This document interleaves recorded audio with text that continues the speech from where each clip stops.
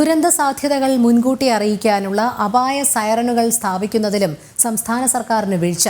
കാലവർഷം ശക്തമാകും മുൻപ് കഴിഞ്ഞ ജൂലൈയിൽ തന്നെ ഇതിന് ദുരന്ത നിവാരണ അതോറിറ്റി അനുമതി തേടിയിരുന്നു. എന്നാൽ വയനാട് ദുരന്തത്തിന് ശേഷമാണ് സർക്കാർ അനുമതി നൽകിയത്. ആർ രാജീവ് ചേരുന്നു. രാജീവ്, വിവരങ്ങൾ.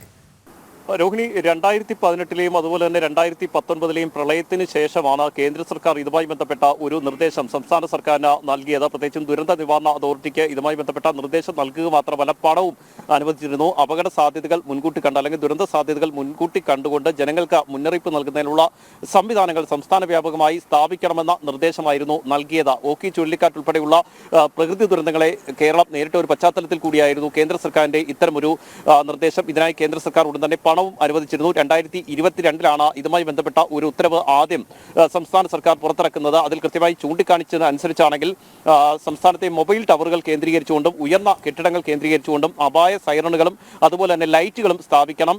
അപകട സാധ്യതയുള്ള മേഖലകൾ കേന്ദ്രീകരിച്ചാണ് ഇത്തരത്തിൽ അപായ ലൈറ്റുകളും അതുപോലെ തന്നെ സൈറണുകളും സ്ഥാപിക്കേണ്ടത്. ഏതെങ്കിലും തരത്തിൽ പ്രകൃതി ദുരന്തങ്ങളെക്കുറിച്ചുള്ള സൂചനകൾ ലഭിക്കുകയാണെങ്കിൽ, അതായത് ചുഴലിക്കാറ്റ്, ഉരുൾപൊട്ടൽ, മണ്ണിടിച്ചിൽ അല്ലെങ്കിൽ ഭൂകമ്പം, അത്തരത്തിലുള്ള മുന്നറിയിപ്പുകൾ ലഭിക്കുകയാണെങ്കിൽ ഈ അപായ സൈറൺ മുഴക്കുകയും ജനങ്ങളെ മുന്നറിയിപ്പ് നൽകുകയും ചെയ്യണമെന്ന നിർദ്ദേശമായിരുന്നു പ്രധാനമായും കേന്ദ്ര സർക്കാർ മുന്നോട്ട് വെച്ചത്. ഇക്കാര്യങ്ങൾ ചൂണ്ടിക്കാണിച്ചുകൊണ്ട് 2022 തന്നെ ദുരന്ത നിവാരണ അതോറിറ്റിക്ക് നിർദ്ദേശം നൽകിയെങ്കിലും തുടർ നടപടികൾ ഇഴഞ്ഞു നീങ്ങുന്ന ഒരു സാഹചര്യമാണ് ഉണ്ടായത്. നിലവിൽ BSNLന്റെ ടവറുകൾ കേന്ദ്രീകരിച്ചുകൊണ്ട് അപായ സൈറണുകളും അതുപോലെ തന്നെ ലൈറ്റുകൾ സ്ഥാപിക്കുന്നതിനുള്ള നടപടികൾ മാത്രമാണ് തുടങ്ങിയത്. ഉയർന്ന കെട്ടിടങ്ങൾ കേന്ദ്രീകരിച്ച അപായ സൈറണുകളോ അല്ലെങ്കിൽ അത്തരത്തിലുള്ള ലൈറ്റുകളോ സ്ഥാപിക്കുന്നതിനുള്ള നടപടികൾ എങ്ങും എത്തിയിരുന്നില്ല. ഇപ്പോൾ ഏതായാലും വയനാട് ദുരന്തത്തിന് പിന്നാലെയാണ് ഇതുമായി ബന്ധപ്പെട്ട നടപടികൾ ഊർജിതമാക്കുന്നത്. മാത്രമല്ല, ഈ കാലവർഷം തുടങ്ങുന്നതിന് തൊട്ടു മുൻപ് തന്നെ ഇത്തരത്തിൽ അപായ സൈറണുകളും ലൈറ്റുകളും സ്ഥാപിക്കണമെന്ന നിർദ്ദേശം ദുരന്ത നിവാരണ അതോറിറ്റി മുന്നോട്ട് വെച്ചെങ്കിലും സർക്കാർ അനുമതി നൽകിയിരുന്നില്ല. കഴിഞ്ഞ ജൂലൈ 10 ദുരന്ത നിവാരണ അതോറിറ്റി മെമ്പർ സെക്രട്ടറി ഇതുമായി ബന്ധപ്പെട്ട കത്ത് സർക്കാരിന് നൽകിയിരുന്നത്. ഇപ്പോൾ ഏതായാലും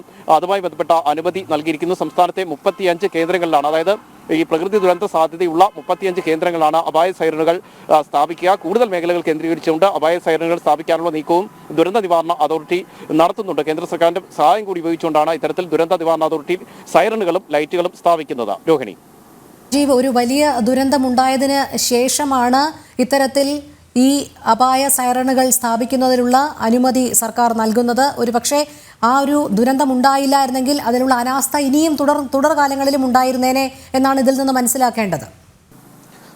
രോഹിണി, ഓഖി ദുരന്തത്തിൽ നിന്നും അതുപോലെ 2018 2019 ഒക്കെ വലിയ പ്രളയത്തിൽ നിന്നും കേരളം ഒരു പാഠവും പഠിച്ചില്ല എന്ന വസ്തുത കൂടിയാണ് ഇപ്പോഴും നിലനിൽക്കുന്നത്. കാരണം നേരത്തെ തന്നെ പലതരത്തിലുള്ള പഠന റിപ്പോർട്ടുകൾ ദുരന്ത നിവാരണ അതോറിറ്റി ഉൾപ്പെടെ നൽകിയതാണ്. മണ്ണിടിച്ചിൽ മേഖല എവിടെയൊക്കെയുണ്ട്, ഉരുൾപൊട്ടൽ മേഖല എവിടെയൊക്കെയുണ്ട്, ആളുകളെ എവിടെയിൽ നിന്നൊക്കെ മാറ്റി താമസിപ്പിക്കണം എന്നതുൾപ്പെടെയുള്ള കാര്യങ്ങൾ ഇക്കാര്യത്തിൽ ചൂണ്ടിക്കാണിക്കുകയും ചെയ്തിരുന്നു. മാത്രമല്ല, ഇത്തരം പ്രവർത്തനങ്ങൾക്ക് കേന്ദ്ര സർക്കാർ ഏകദേശം ഫണ്ടും നൽകുന്നുണ്ട്. ദുരന്ത നിവാരണ അതോറിറ്റി വഴിയാണ് ഈ ഫണ്ട് ചെലവഴിക്കേണ്ടത്. പക്ഷേ പലപ്പോഴും ഈ ഫണ്ട് വകമാറ്റുന്ന സാഹചര്യമുണ്ട് എന്ന് തന്നെയാണ് പല ഉന്നത ഉദ്യോഗസ്ഥരും ചൂണ്ടിക്കാണിക്കുന്നത്. കൃത്യമായി ഈ പണം ഈ പ്രവർത്തനങ്ങൾക്ക് ഉപയോഗിക്കാറില്ല. അതുകൊണ്ട് തന്നെയാണ് ഇത്തരം മണ്ണിടിച്ചിൽ സാധ്യതകളോ ഉരുൾപൊട്ടലോ ഒക്കെ ഉണ്ടാകുമ്പോൾ ജനങ്ങൾക്ക് കൃത്യമായി മുന്നറിയിപ്പുകൾ നൽകാൻ കഴിയാതെ വരുന്നത്. ഏതായാലും നേരത്തെ തന്നെ കേന്ദ്ര സർക്കാർ ചൂണ്ടിക്കാണിച്ചത് ഏർലി വാർണിംഗ് സിസ്റ്റം എന്നാണ് ഇതുമായി ബന്ധപ്പെട്ട് അറിയപ്പെടുന്നത്. ആ ഒരു സിസ്റ്റം പ്രവർത്തിപ്പിക്കണമെന്ന നിർദ്ദേശമായിരുന്നു നൽകിയത്. അങ്ങനെയെങ്കിൽ ഉയർന്ന കെട്ടിടങ്ങളിലോ അല്ലെങ്കിൽ ഉയർന്ന മൊബൈൽ ടവറുകളിലോ ഒക്കെ സൈറണുകൾ സ്ഥാപിക്കുകയും അതുപോലെ തന്നെ ലൈറ്റുകൾ സ്ഥാപിക്കുകയും ചെയ്യുമ്പോൾ ദുരന്ത സാധ്യതയുണ്ട് എന്ന് കൃത്യമായി മുന്നറിയിപ്പ് നൽകാൻ കഴിയും. ജനങ്ങൾക്ക് അതനുസരിച്ച് മാറി താമസിക്കുകയോ അല്ലെങ്കിൽ വേണ്ട മുൻകരുതലുകൾ സ്വീകരിക്കുകയോ ചെയ്യാം. അത്തരത്തിലുള്ള നടപടികൾ വേണമെന്ന നിർദ്ദേശമായിരുന്നു പ്രധാനമായും ദുരന്ത നിവാരണ അതോറിറ്റി മുന്നോട്ട് വെച്ചത്. പക്ഷേ ഇവിടെ ശ്രദ്ധിക്കേണ്ട ഒരു കാര്യം, അത്തരം സംഭവങ്ങളിലേക്ക് റിപ്പോർട്ടുകൾ നൽകുമ്പോഴും അതനുസരിച്ചുള്ള തുടർ നടപടികൾ അതിവേഗം ഉണ്ടാകുന്നില്ല എന്നത് തന്നെയാണ്. തീർച്ചയായും രാജീവ്, ദുരന്ത സാധ്യതകൾ മുൻകൂട്ടി അറിയിക്കാൻ അപായ സൈറണുകൾ സ്ഥാപിക്കുന്നതിൽ സംസ്ഥാന സർക്കാരിന് വീഴ്ച. കാലവർഷം ശക്തമാകുന്നതിന് മുൻപ് കഴിഞ്ഞ ജൂലൈയിൽ തന്നെ ഇതിന് ദുരന്ത നിവാരണ അതോറിറ്റി അനുമതി തേടിയിരുന്നു. എന്നാൽ വയനാട് ദുരന്തത്തിന് ശേഷമാണ് സർക്കാർ അനുമതി നൽകിയത്. ആർ രാജീവാണ് വിവരങ്ങൾ നൽകിയത്.